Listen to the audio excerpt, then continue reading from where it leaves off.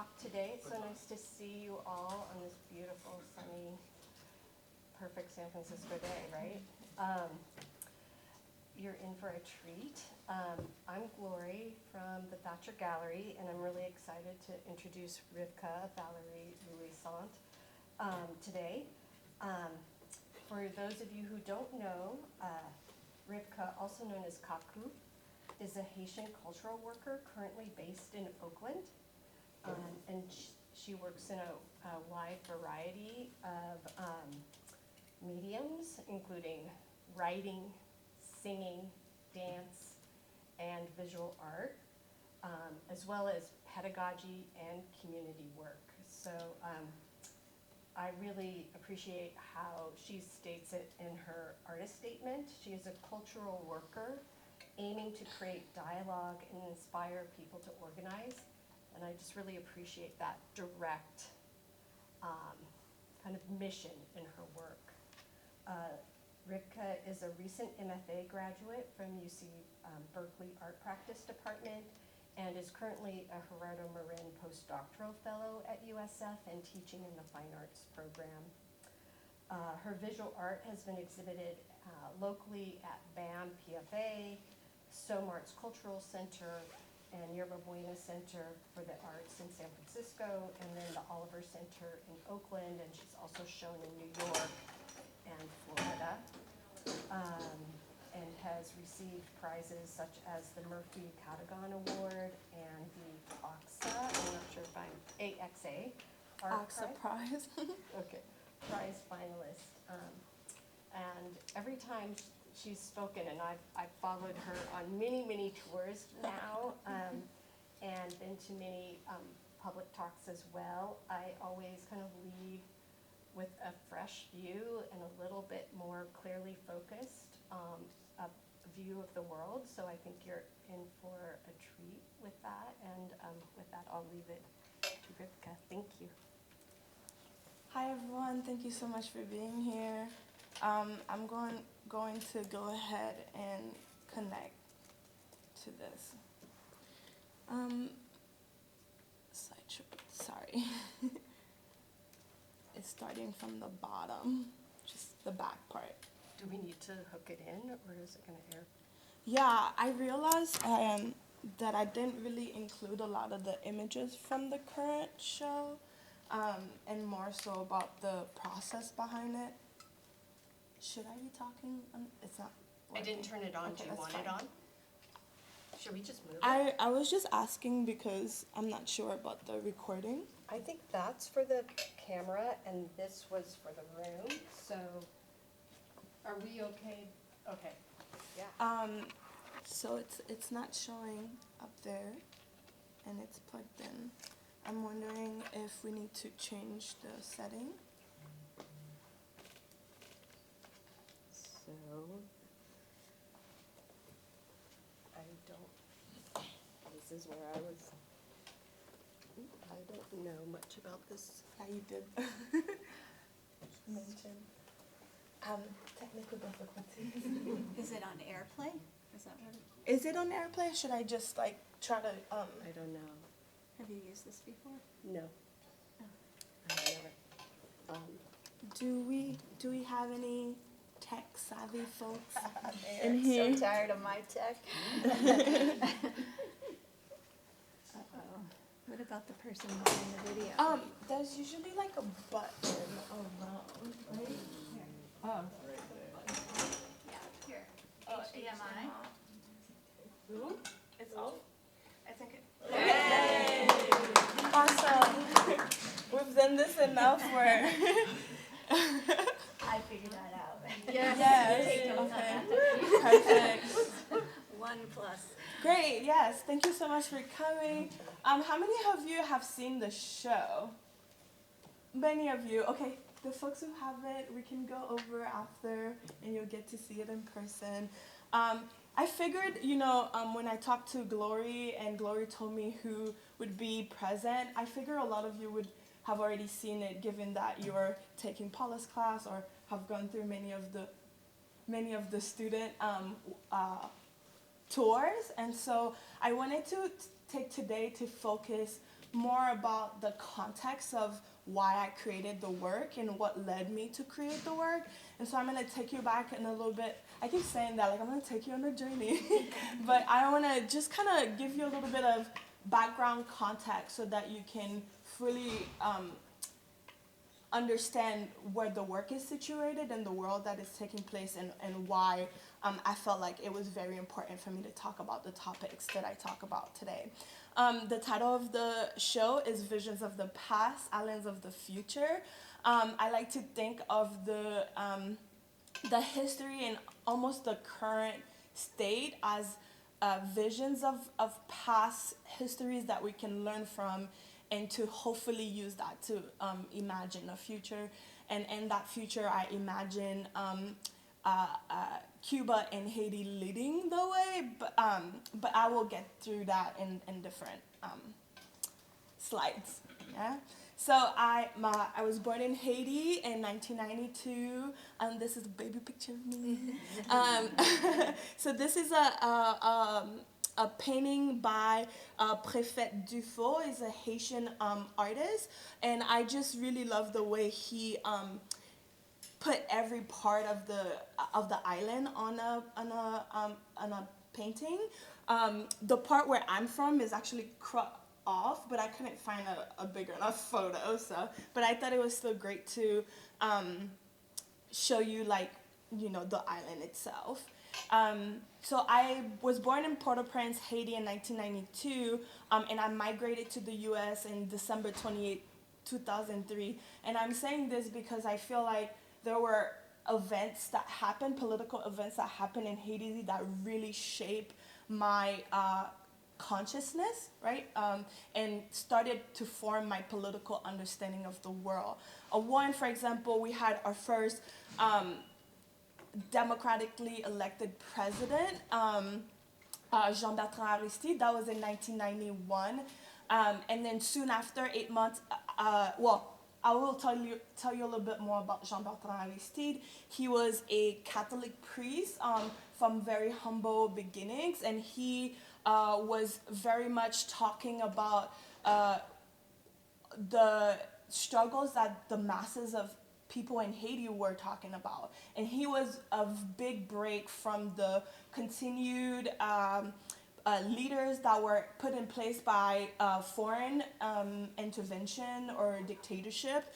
And he was the first time that the Haitian people got to really elect who would represent them. During his time, he was a big advocator for liberation theology, which says that instead of waiting until you get to heaven to have all of this riches, that we should aim to create paradise on earth. And so he really installed a lot of social programs and raised the minimum wage. He did literacy program and really raised did program to raise the literacy rate in Haiti. 8 months into his presidency, he was ousted by the CIA, and because he was a huge threat to the Haitian elite. Like, he was really his policies were trying to change the fabric of the country, where you have a country, a small island, where a lot of the wealth were created by the masses of the people, but only like a tiny Haitian elite own it. And so he was kind of going through this process of redistribution of wealth, and that was not okay for the status quo. So and a lot of the people who are in power and the big businesses, they were have a lot of foreign relations with the U.S., and so it makes sense that the CIA backed the coup and organized it. And so this is so interesting because I wasn't born in 1991, because I told you all I was born in 92. But I remember stories of, because when they tried to get him out of power, mobs of Haitian people went out on the street to stop it. Like, they tried to stop him from leaving because they're like, this is our president. And I remember stories, my mom telling me of her marching in the street pro Aristide with me on her belly. So I feel like that was such like I'm in there. So like really big part of my like understanding of life, this huge shift in Haitian society. And so in 2000, he returned because the people really wanted him and they protested. I remember during his presidency, like during the campaign for his presidency, it became really popular because 2004 was going to come through. And 2004 would mark the 200th anniversary since the Haitian Revolution. And his big ask was that the French would give Haiti back the money that we were forced to pay after the revolution. And so if you all don't know, there was a New York Times article written about it recently.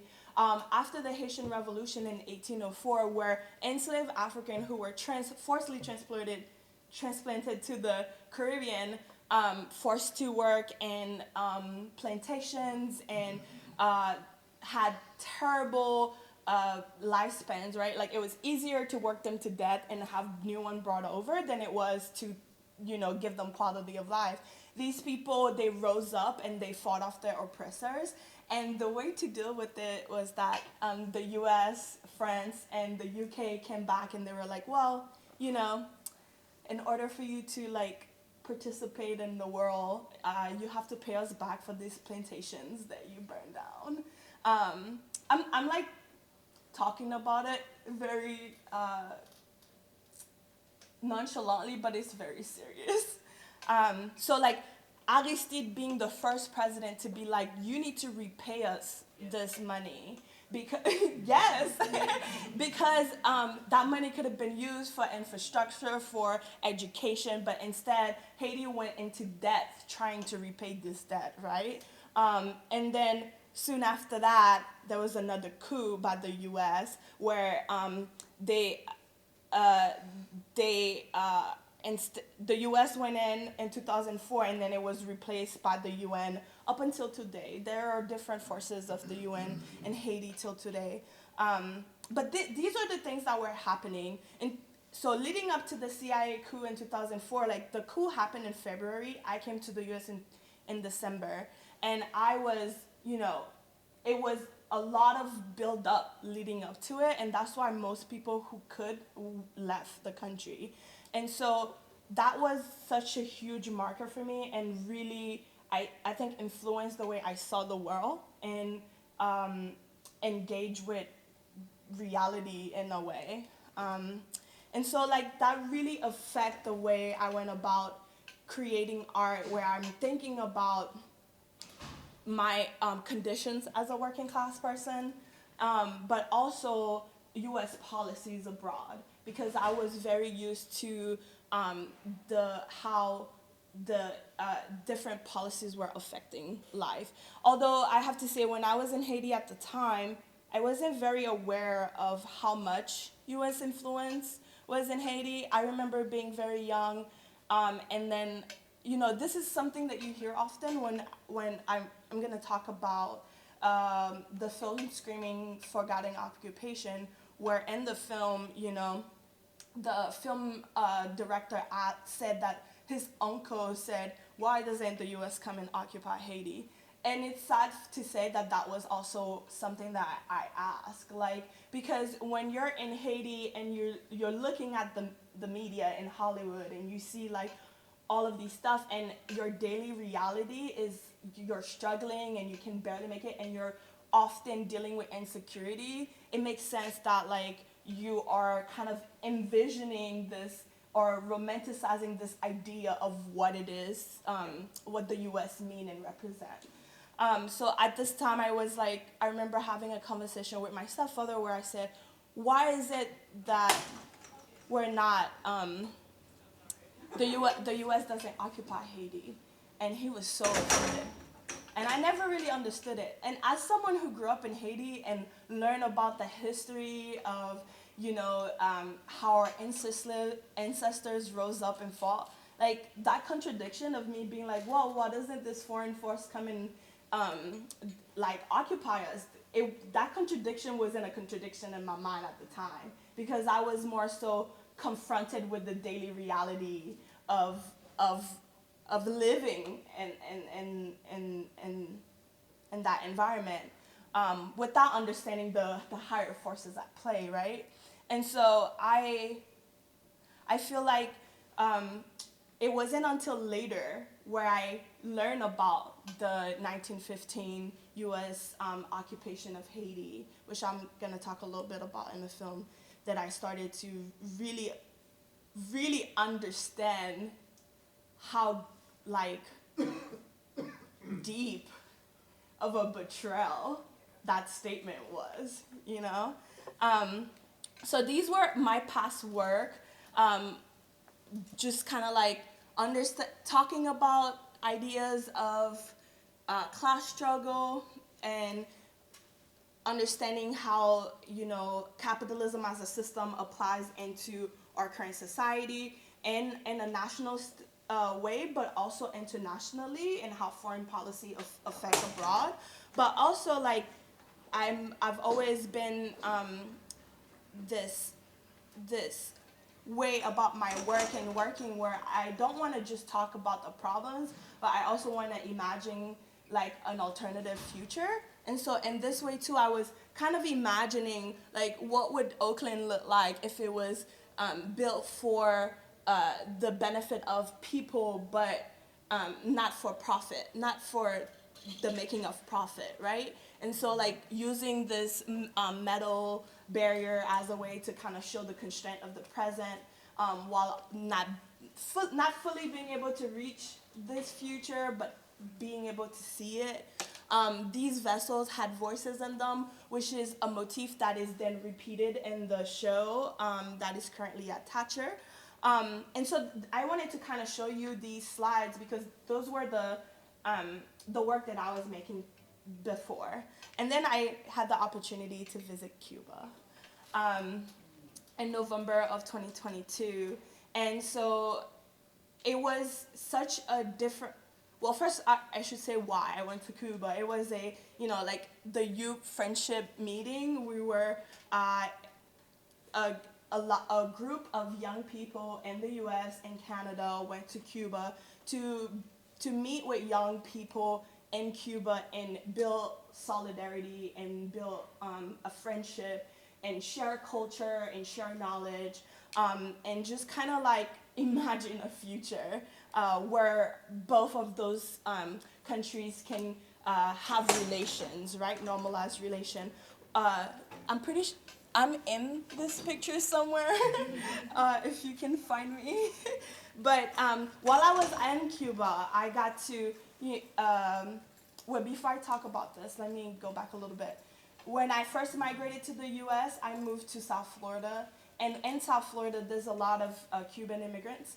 And so in South Florida, the popular idea about Cuba is that it's like a dictatorship and that, you know, people are fleeing the country and it's, you know, like there's a lot of very negative views about it. And I think too, because I was born in Haiti and living there, I knew that a lot of the healthcare that people were able to receive were from Cuban doctors. So when I would hear these very like extreme way of talking about Cuba, it kind of caused cognitive dissonance in my head because I'm like, I have a different understanding of it. And so I wanted to delve deeper, do more research. Since I moved to the Bay Area, I've been able to organize with the Answer Coalition, who is Answer stand for Act Now to Stop War.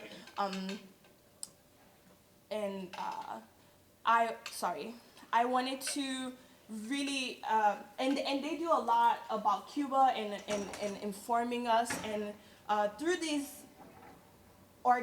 through organizing with them, I was able to meet with the people to go on a trip to Cuba. And while I was there, I learned so much more about the way the Cuban people live. You know, like while I was there, I learned that each household had ration cards. they give you rice and beans based on how many people you are in your house. Now, it wouldn't be you could maybe not have like steak dinners, but nobody was going hungry. And so it was very different for me to see. And then while I was there, I was also able to witness an election that was like a grassroots election where it was we went to a neighborhood, a working class neighborhood, and we got to see how they selected their representative. And the way they went about it was like they posted in a community center, they posted that they were gonna have the election. When you walk in, there's like the biography of the people who are running, and they tell you what they've done for the community and what are the ways they've participated. And this is how you know who your candidates are. And they're all local people that everyone in the community have access to and know, right? And so it was really interesting for me to have that interaction with them, where I, like this concept of democracy won, like Haiti had one democratically elected president, and then I come from a place in South Florida where they're like, Cuba's the dictatorship, people don't get to vote. So just to see like the level of grassroots organizing and representation was like mind-blowing. And so we got to ask the people there questions in relations to, what do you know about the US election? And when we mentioned that, a lot of the politician running gets money donated to their campaign, they were very like shocked by that because they don't get money. It's all voluntarily based, and it's like a civic duty for them. So it was really interesting to say that. So when I came back from the trip, I think I have a different, sorry. Interesting. I thought I had more slides on Cuba.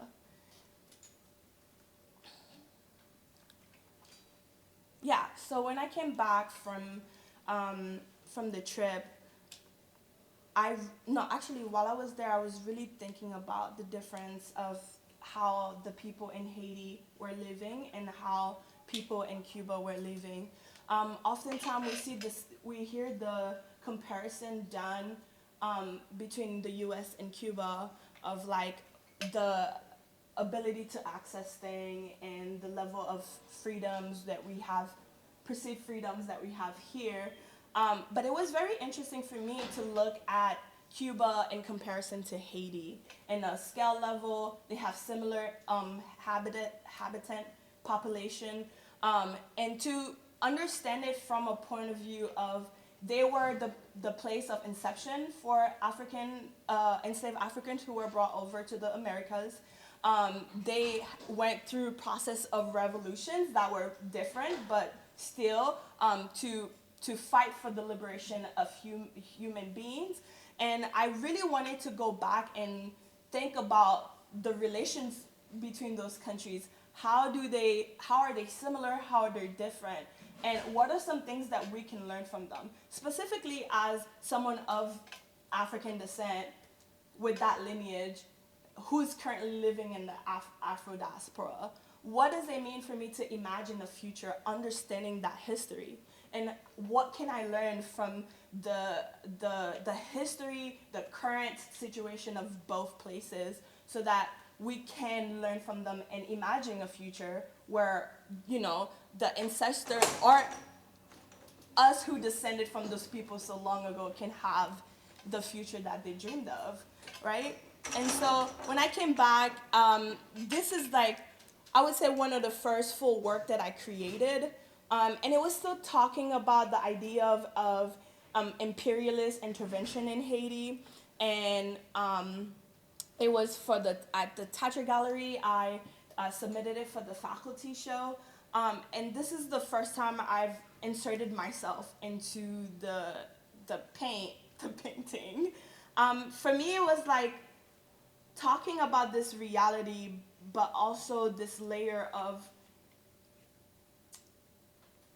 almost this futility of feeling like I'm fighting against this huge system, but also the symbolism of, like me as the painter fighting against the ideology of Western imperialism, symbolized here by the eagle. And then so these were my first trying to talk about the history of the island. If I wanted to go back and talk about the history of both islands and investigate them, I wanted to really consider what it meant to be of the diaspora and that lineage, and to acknowledge the people who were on the island before the Columbus arrived, right? So the Taino people. And so this was just me trying to imagine the sceneries. I did the Español en Trogon, who is the national bird from both islands, and Cuba is called Tocororo. And it's funny because if you say it, I realize Latin Americans, we name birds by how it sounds, so Tocororo. And then in Haiti, we named them based on what they look, so it's called Canson Rouge, which means red pants. I thought that was really interesting. So as I'm like working on figuring out how do I explore these ideas, right? Glory comes to me, and Glory is like, hey, would you like to have a show at the gallery? And I'm like, yeah, this is amazing. Thank you again for this. I had like a whole thank you list, and I know we're supposed to do thank yous at the beginning, but I will do them at the end. That's okay. Yeah, so while I was getting ready to do my research for this project and delving more into it, I went to the Haitian Studies Association conference in Monroe College in Atlanta in October. There I got to see a difference. Like, going through that conference, it was a mixture of culture, performance, scholarly work, like history. It was like me wrapped in all of the different facets. It was very interesting being there. I felt like there were parts of me that I had forgotten about that were kind of like revived through that process. They had singing and performances. They created altars. And so I realized while I was there that these were part of myself that I had kept separate, and that if I wanted to talk about Haiti the way I felt authentic, I had to kind of bring them all together. This to the right is it's a contemporary artist, Haitian artist called Stephen Baboon, and he creates these. He's a photographer and installation artist, and he creates these textile installations that are inspired by the voodoo temples. And so I looked through him and the work that they're doing just to kind of imagine like how I wanted to kind of bring my full self into the picture. And a way to talk about the history, I realized that, I was teaching new courses and doing fellowships and doing a lot. And so thinking about how do I talk about the history and give you all the context to understand the work without having to illustrate all of that. I mean, that would be my point, a goal of mine to illustrate all of it, but within the time frame and the resources I had available. So I was thankful that I was able to partner with the Anti-Racist Diversity, Equity, and Inclusion Office, the African American Studies Board, and I was able to partner with them to organize a film screening on campus for the Forgotten Occupation that's directed by Alan Martin. The film screening was really, really successful and really great to see how many people were, one, not aware of that history, but were also very willing to engage with it. The history talk about, this is the crucifixion of Charles Malpéat by Prophet Ernst. And the movie talks about the occupation of the U.S. in Haiti from 1915 for 20 up to 20 years, and how they literally changed the fabric of the country so that it is what it is today, right? Like kind of set the foundation for it. So for example, after the revolution, it was written in the Haitian Constitution that no foreigners, no white men could own land in Haiti. And during that occupation in 1915, the state of Haiti was forced by gunpoint to change that article in the Constitution. Now you have a situation where, you know, the majority of the land in Haiti is owned by private and foreign investors and not the people. And you have a huge situation of displacement, where a lot of people who are losing their land are forced to move to the capital, which is Port-au-Prince. Oftentimes, when you hear in the news that Haiti is in lockdown and things are happening in Haiti, they're mostly and always talking about Port-au-Prince. And it's because the infrastructure of the island is not developed enough where where the country would, the way the French set it up and the U.S. continued, they made it so that the Port-au-Prince was centralized and you couldn't access other places easily. And so once the crisis happened and when people need to move, they usually go to the city, and that's why it often comes down. The image that I have here is of Charles Malpéat, which was mentioned in the movie, and he was the leader of the Cacos, which was a rebellion that rose up during the U.S. Intervention in Haiti, occupation of Haiti. And they took the leader of the Cacos and they assassinated him, and then they hung his body on a doorway in like a crucifix manner as a way to terrorize the nation into kind of submit. But because Haiti is a very Catholic country, they saw it more as like the crucifixion of Christ, and they saw Charles Malpéat as their mother, and so it had an opposite effect than what the U.S. Marines wanted. But this is, I wanted to show a painting of that depicted, and so yeah, talking about the movie was really important. I felt like it really kind of set the stage for some of the things that I wanted to talk about but didn't have the time to. And they really, I hope, helped to understand the work that's in the show. I know that we're working to have the movie in the library. I don't know where yet, but you can access it still. So other collaborators, I consider Alan a collaborator since he was able to come here and do this part. So and thinking about the ways I wanted to talk about the work, right? I wanted to bring these different aspects of myself. I'm trained as a painter. That's what I graduated at. I knew I could do the paintings and the visual art, but I wanted to kind of have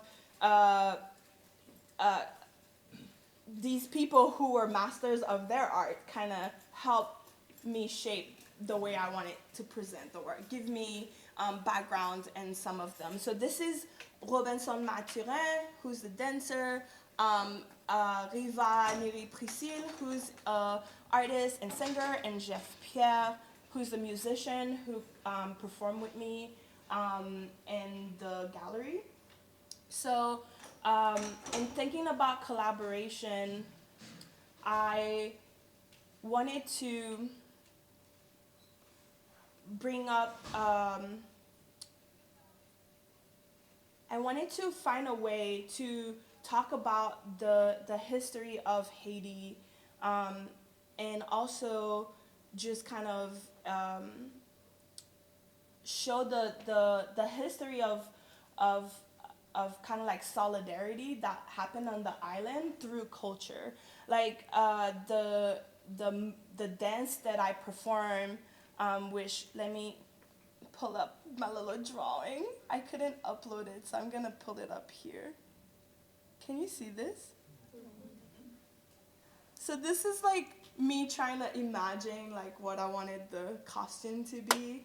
I knew I wanted to create a dance because dancing is such a big part of Haitian culture, part of I think all of Latin American culture, like Cuba too. I think when we went to Cuba, the first thing they did was give us salsa classes, lessons. So, dancing is such a part of the culture and community, and it carries so much of the history in it.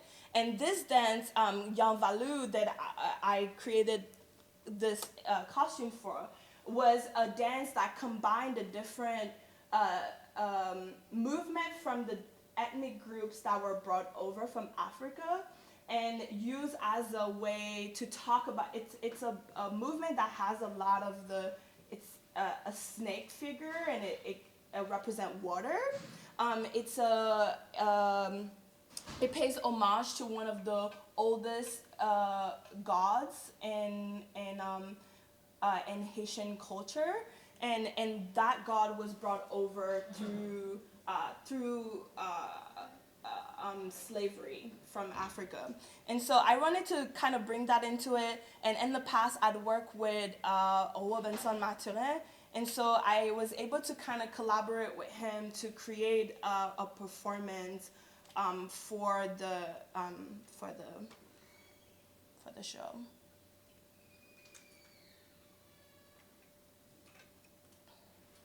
Can you see this? Yes.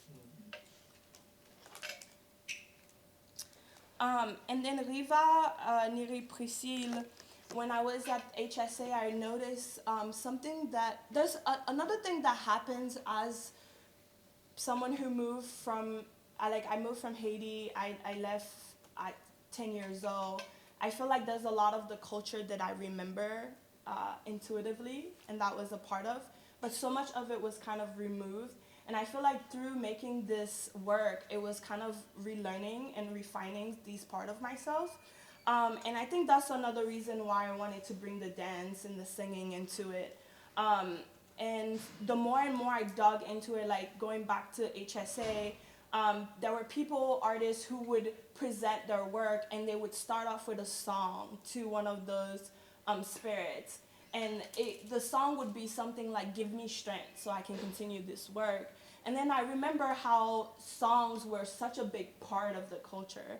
And I'm like, did I stop? Well, I'm no longer there, but I just being back there and seeing that culture and continuing, and how people were still being, and using these things. I wanted to go back.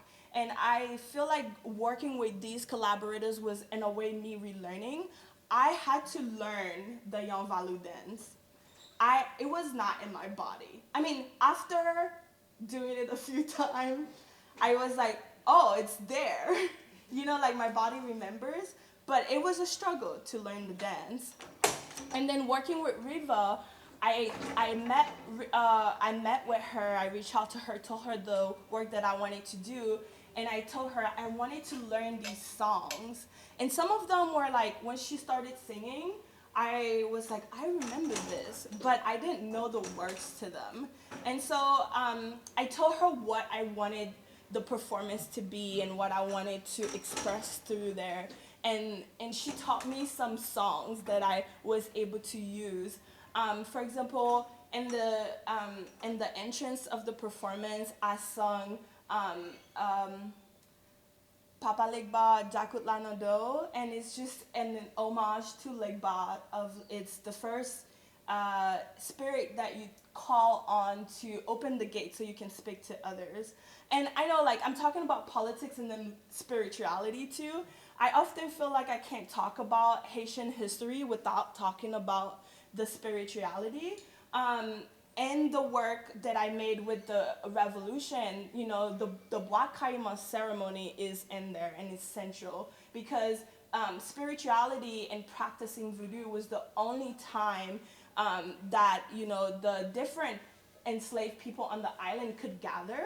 It provided them a language to be able to communicate, and it also allowed them to organize. They were able to organize a rebellion by coming together through this ceremony and spiritual way of gathering.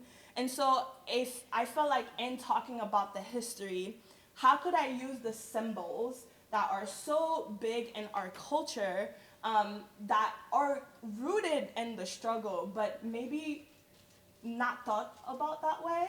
And how do I come back and bring it into the space and use them as markers to guide the viewers? So in talking to Riva, like there she's dressed in danta, which is one of the images that I've used, which is the heart with the dagger in the middle. So when I was talking to her and telling her the type of story I wanted to talk about, like in my performance in the beginning, I talk about, you know, growing up in Haiti, and it's like having this sense of like a real pride for what, you know, great people rose up and they, you know, took destiny by the hand, like all of these stuff. And then the first song that I sung was to Danta, because the song says, I serve, can I say it in Creole and then I'll translate it? It says, moi servi ezili Danta, la vie pa ka passe mal, which is I serve ezili Danta, my life cannot go wrong. And it says, Danta ou se fom chance mwen pote lumière pour moi. And it's like, Danta, you are the, femme is woman, but it's like you are my luck. You are my luck charm. Bring the light for me. Bring light for me. Bring light into my life. And so it was for me. And then it says, you will never. I serve you. You would never leave me in the dark. And then my story goes on to talk about like, well, what if she herself is in the dark and she can't help me? Then like, and that was me talking about the coming to realization of like, oh, I had these very naive of like great men rose up and now we have a land, we are people, and we have the right to self-determination, but in reality, what was that reality? And realizing that, you know, growing up, these things that were symbols of empowerment and symbols of strength and lineage of ancestry were demonized, right? Like, I remember going to school and then they're saying like people who, you know, practice voodoo or devil worshiper, and I'm like, grandma's a devil worshiper? That doesn't sound, you know, like it's just the cognitive dissonance that happens. You're just like, whoa. And I will talk a little bit more about Jeff Pierre, but it was really important. And another song that, you know, I talked with Riva about is in Haitian culture there are two Ezrilis usually. There's the darker skinned woman who is Danta. She was the one who was invoked during the Bois Caïman ceremony. And she is known as the mother of the nation. She's the protector of working class people and single mother. And she is seen as like a street vendor. Like, so she, like the majority of Haitian people really relate to her. And then there's this other woman who is Freda, and she is seen as lighter skin, and she is the symbolism of luxury and beauty, and she has perfume and jewelry. And oftentimes in Haitian society, they're seen as opposite. Like you can't be for Dantal and also have Freda. And me as a student of, the feminist movement and, understanding what we did during the global feminist forum last year, where the students were talking about the women movement was about needing bread and flowers. And so I wanted to put them together and say, yes, I want to talk to Danto, but I also need Freda. So yes, I want to have justice for working class people so that they too can experience luxury and be able to experience life. So calling out to her in the moment of deprivation of the song goes, sorry, I'm blanking out. I was in the library and I can hear my voice playing in the audio and it's so distracting. But it's it goes, Exilio, so it's calling out to Ezeli, where are you? Don't you see I'm drowning?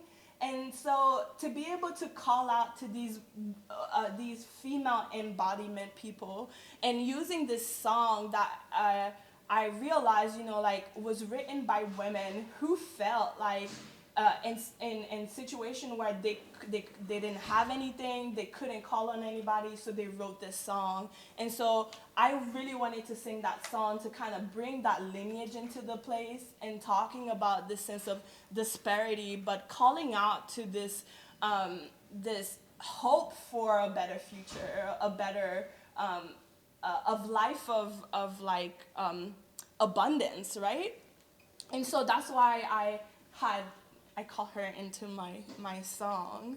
And I felt like those songs were very good vehicle to kind of talk through my process of becoming conscious, of being this very innocent being and then realizing the reality that this promise that was made was not fully fulfilled, and then later realizing why, and then coming to the US and then becoming even more conscious and realizing the role that is being played, losing my citizenship of Haiti to become a US citizen, and what does that mean? And then realizing then what does it mean to understand the roles that are being played, and what is my role in helping others come to consciousness. And so I really wanted the performance to be kind of like a way of sharing my stories in the hope that other people will be able to follow along and have questions, and also I hope go through cognitive dissonance, and then and then hopefully we can move forward into actions, right? So this is a still of the performance. I started off again with the Young Value, and then going on talking about all of this story I just talked about. So thinking about what was the point of doing this body of work? For me, I understand it. I think I kind of explained it to you all, but I really wanted to when I started this work, it was a year ago. Haiti was not on the news like it is now, but as a foreign, as someone who's born outside of the U.S., I feel like Haiti is always in my news, right?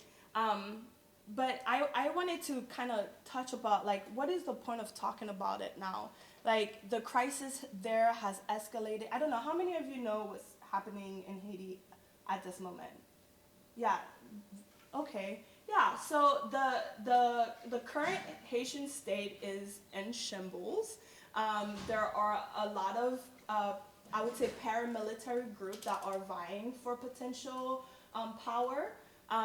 The prime minister says he's going to step down, but but there's a lot of and this is a history of U.S. Intervention in Haiti, of Canadian intervention of Haiti, of French intervention in Haiti. I have a 5-minute. Do we have time? I have a 5-minute video. Yeah, we do. Yeah, I'm gonna play it, and it's just a short 5-minute clip of MSNBC, just like recounting to why we got here. U.S. Secretary of State Antony Blinken spent much of this week working to assemble a political transition council for the Caribbean nation of Haiti after the Haitian president, Ariel Henry, announced Monday that he would step down at the demand of militarized gangs that control much of the country's capital now, Port-au-Prince. U.S. Secretary of State Antony Blinken... Sorry, I went back, but I wanted to pause. And I wanted to say, going back to Cuba, right, seeing these grassroots way of doing election, and then, like, imagining, it was 2022. In 2021, Jovenel Moïse, Haiti's president, was assassinated. And then, in its place, Ariel Henry was appointed by the U.S. So there was no form, no, like, semblance of democracy. It was just kind of like, this is what we want, and this is what's going to be done. And, Jovenel Moïse, since his assassination in the news, they've been trying to portray him as, like, a martyr for the people. But all throughout his presidency, leading up to his assassination, the Haitian people were in the street protesting because they've embezzled funds.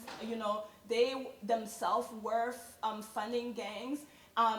His assassination was more of a inter-class dispute than it was the Haitian people wanting his death. They didn't want him in power, but they also didn't want him to his demise this way. And so, like, just thinking, like, I'm bringing this up so that you can kind of see the context of, like, witnessing this form of active democracy with the contrast of the reality of Haiti. Okay, I'm gonna start it over. And much of this week working to assemble a political transition council for the Caribbean nation of Haiti after the Haitian president, Ariel Henry, announced Monday that he would step down at the demand of militarized gangs that control much of the country's capital now, Port-au-Prince. The goal of this transitional council would be to administer new elections. After all, Ariel Henry had not himself been elected by the Haitian people. In fact, Haitians haven't voted for anyone since 2016, when Jovenel Moïse won. Henry had been appointed to the position of prime minister in July of 2021 by then-President Moïse. Just days later, Moïse would be assassinated in his home by mercenaries.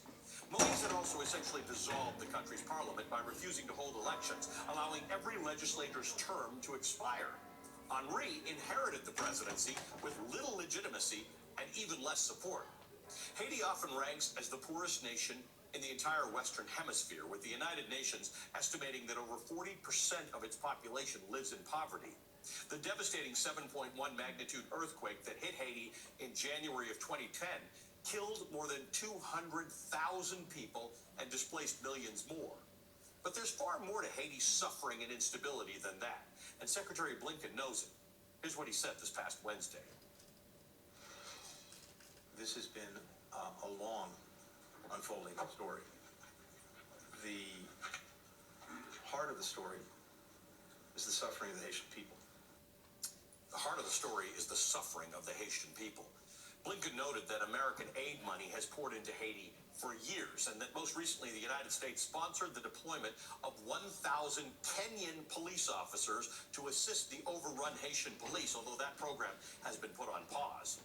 But American intervention in Haiti is a big part of the reason we're here today, and America has certainly been a key player in Haiti's long unfolding story.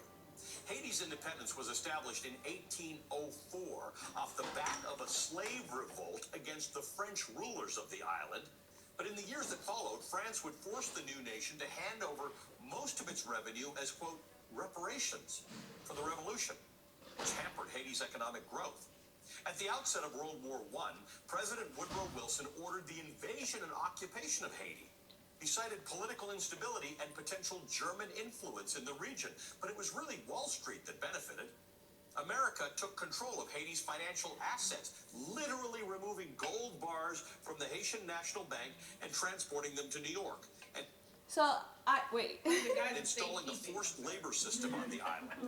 American Marines and Haitian subordinates used a constant state of martial law, killing and torturing. I was gonna say, because they took the money from the bank, the National Treasury, right? Like they took the money, brought it to the World Bank in New York, and then it was used to start Citigroup.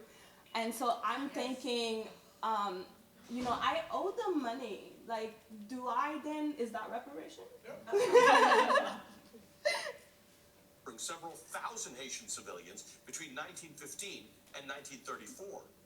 America's eyes shifted toward the specter of global communism later in the 20th century, and the U.S. looked to prop up anti-communist leaders across the world, including in Haiti. Francois Duvalier, known as Papa Doc, was elected president of Haiti in 1957 with U.S. support, but his regime would turn autocratic. He held sham elections. He installed himself president for life and utilized undercover death squads to kill opponents. The legacy of Francois Duvalier is something that is still felt today. My mom personally will tell me stories about how when they were growing up, they had to sleep on the floor because bullets would be flying inside the house.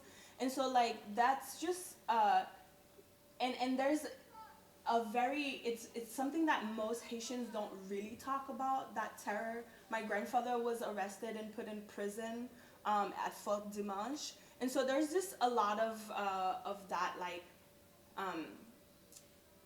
part of the history that add to the building of my political consciousness, and understanding how they relate to the greater context of global politics.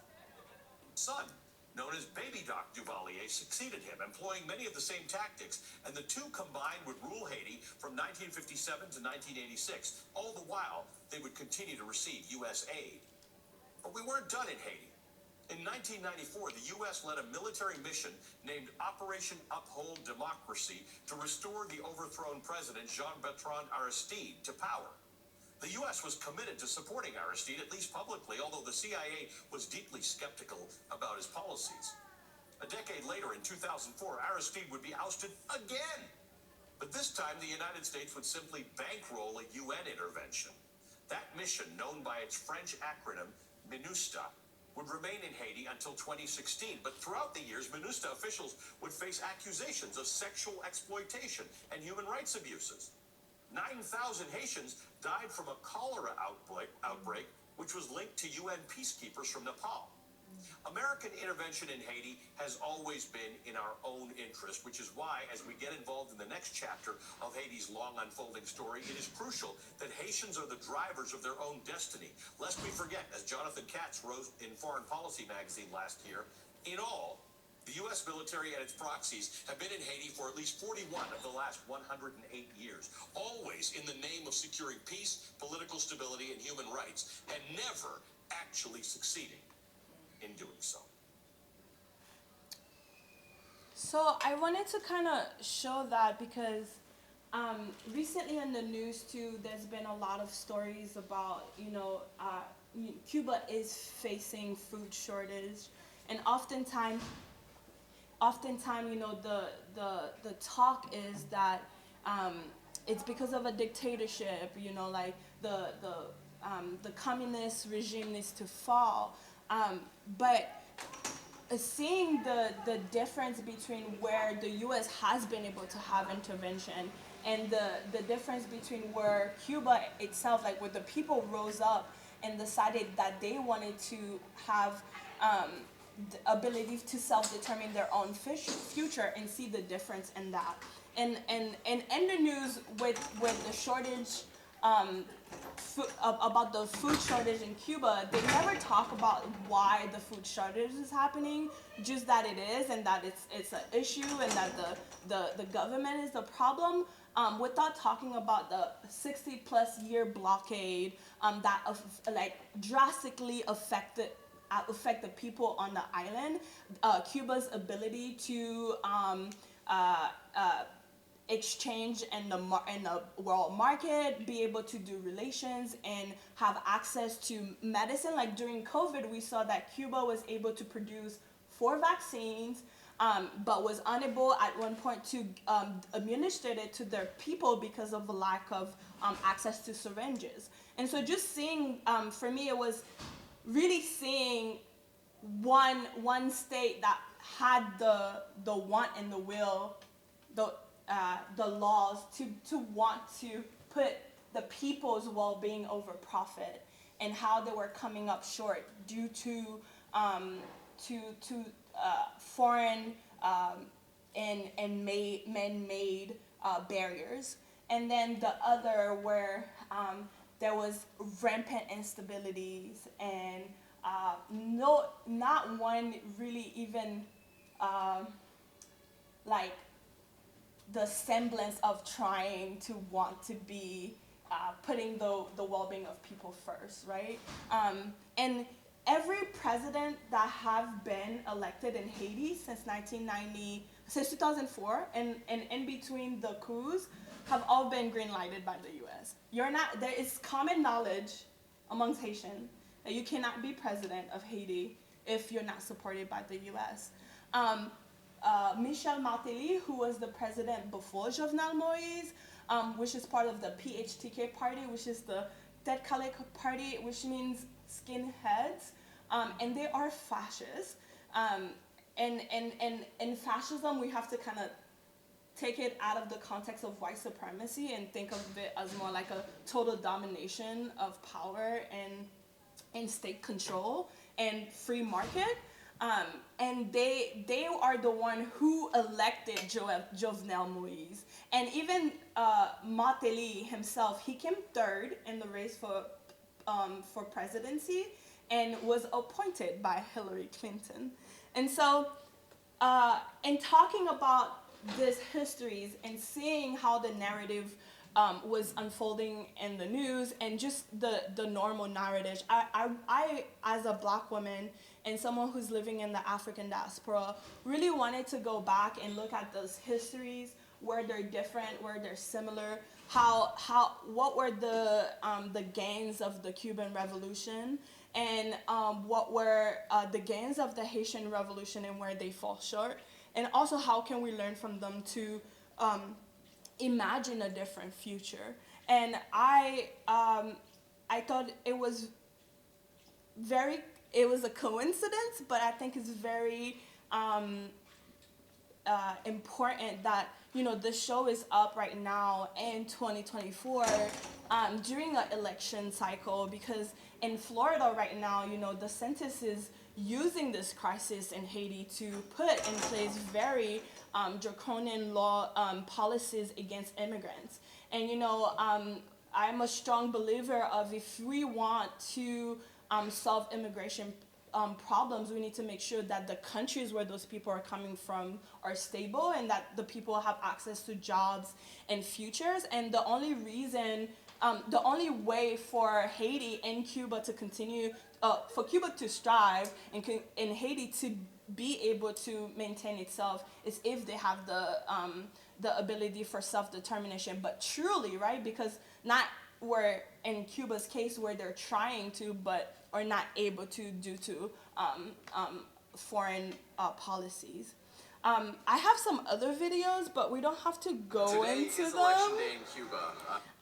I'm happy to share those, but I'm gonna stop here and then ask you if you have any questions, and then afterwards we're gonna go over to the Thacher Gallery where I will tell you a little bit more. I wanted to kind of touch on the symbolisms. I've used a lot of different symbols in the show, and then I realized I didn't add the photos in here, but I'm happy to talk about them while we're walking around. Yeah, because you know, the shape of the gallery is a symbol. It's a cross, and then there's also veves on the floor that I'm really happy to talk more about it.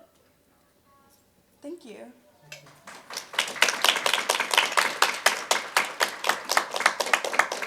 Any questions? Yes? No? Bye, Tika.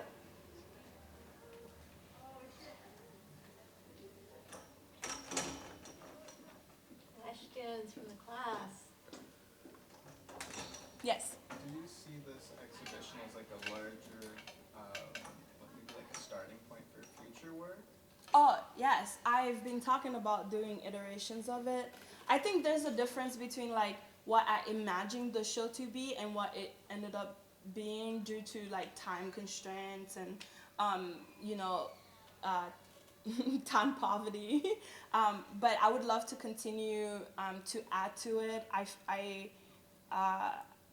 There's a lot about the history that I want to add to the story to give a fuller picture of the visions that I'm imagining. And then there's also like the piece about the future that I feel like I want to go back and investigate that more and kind of like push the mud away so that I can see the clear image, which I'm not there yet. And I feel like it's partly because I feel like it's a group thing. I don't want the duty of imagining the future alone. There you go. I was just going to ask a related question about the artists living in both countries, and are you in collaboration with artists that are there? In Haiti. And in Cuba. In Cuba. So to go back to your question, another thing that I want to do, I collaborated with a lot of Haitian artists here, but I would love to collaborate with artists in Cuba to be able to bring a fuller, well-rounded view of the show. Most of the artists that I collaborated with, either they traveled to Haiti, but they're currently living in the U.S. Most of them are like Florida and New York. I have an audio work that I have of Haitian living in Haiti talking about the future that they want for Haiti, and those people are living in Haiti. And then the audio file of the people in Cuba who are talking in Spanish, there are people who are in Cuba. So while I was there, I met Lil Maria, who works for the Minister of Culture in Cuba, and I was able to reach out to her to tell her about the project and ask her to gather these audios where I provided her questions and everything, and I was able to edit them. So I am kind of collaborating with them. I would hope to, my goal is to push that even more, and the next iteration of the show. It's really exciting. Yeah, I'm excited about that. I want to say thank yous. Can I say my thank yous? All right. So first I want to say thank you to the Thacher Gallery and Glory for affording me this opportunity to show my work and engage in these very current topic. I often find the work that I do is a labor of love. It doesn't, it's not a labor that in our current society produce profit, but it does create consciousness, and that's why I'm invested to it. I also would like to thank Eileen and Jeff. They've opened this opportunity to me to be part of the Geraldo Marin Fellow, and I'm so grateful for Geraldo Marin himself, although he's not here. I feel like I've gotten a chance to get to see his energy and understand him a little bit as a person just by interacting with folks here. So I want to say thank you to that. I want to say thank you to the art and architecture department. I've received a lot of support, and I've been able to teach some amazing courses that investigate these issues in my, like right now I'm teaching the art of protesting, and it's us making printmaking based on current societal issues, right? So I'm very grateful for the opportunity to be able to lend my research and artistic skills in those ways to be as an educator. Of course, I said the ADIE office, and but specifically, I want to say thank you to Sheila Smith McCourt. Even though she's no longer working at USF, she was able to secure me some funds that really allowed for this project to come together. And with that, I want to say thank you to Sabrina and Ifoma, because they really helped me put the film screening together. I want to say thank you to Base and specifically Emil, because they too added some funds to create the film screening. And then to my other collaborators, Wobensan and Riva and Jeff Pierre, who is percussionist. Working with them have been, I felt like I was able to find a creative family, but also like a cultural one. I've been able to find parts of myself and also feel very validated in the work that I'm doing. Riva told me, she said, I see that the ancestors are with you and they must be very happy with the work that you're doing. And I was like, and then Jeff gave me the best compliment after the performance. He turned to me and he was like, we need to take this on the road. And then I'm like, how? Tell me how. But it's been so great to find this community of people. And then, you know, I want to say thank you to my aunt. She's like, the thing about Haitian culture, when I was learning these songs, a lot of time is like, depending on where you're from, or depending on where you're, like how you came to the culture, like something about it is different. The way you're singing is different. So I would learn a song from Riva, and I would tell my aunt that I'm learning it, and she'll send me a voice of her singing it in a whole different ways. And then for me, I was able to kind of match it up and make it my own. That was really grateful and thankful for her help. And she was someone who's very like, I've converted into Christianity, and this is the devil's work. But now she's more willing, and I think being able to be at a Jesuit university and saying like, hey, look how open they are, look how I'm able to bring this part of myself into this space, I think allowed her to be like, okay, let me share with you this knowledge that I've suppressed all these years. So I really appreciate that. And I'm almost done.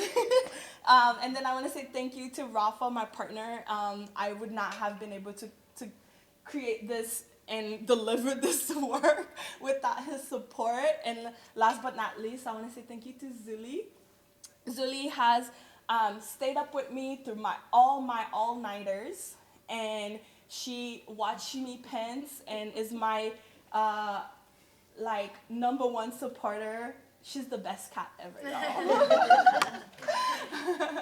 Thank you. If you don't have any more questions, we're gonna go over to the gallery.